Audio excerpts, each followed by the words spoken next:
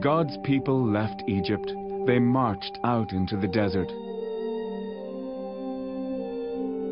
God did something very special to help them. He sent a tall cloud to guide them during the day.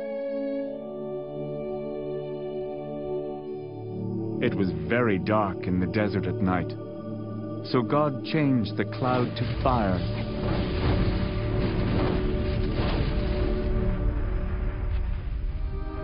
It was like a giant nightlight. Now God's people could travel, some during the day and some at night.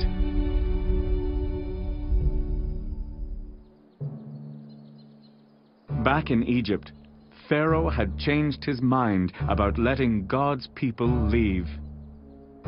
He sent his army after the Israelites to bring them back.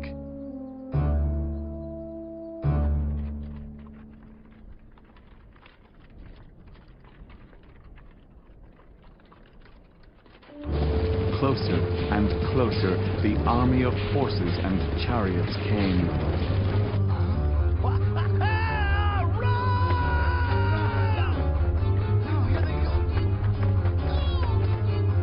God's people stood right by the Red Sea. There was no way across the water. Pharaoh's soldiers were behind them, and the sea was in front of them. It looked as if they were trapped. Just then, God moved the tall cloud behind his people to hide them from the enemy. The Egyptians couldn't see anything.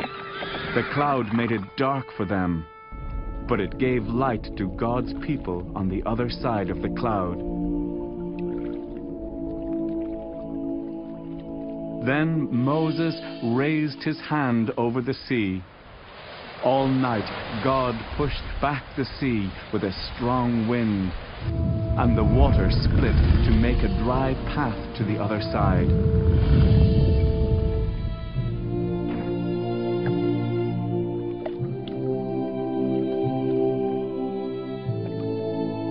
The Israelites safely reached the other side, but when the Egyptian army tried to use the same path,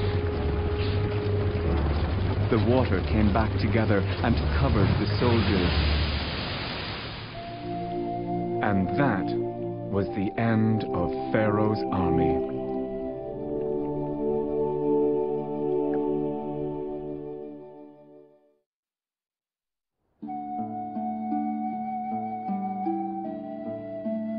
God led his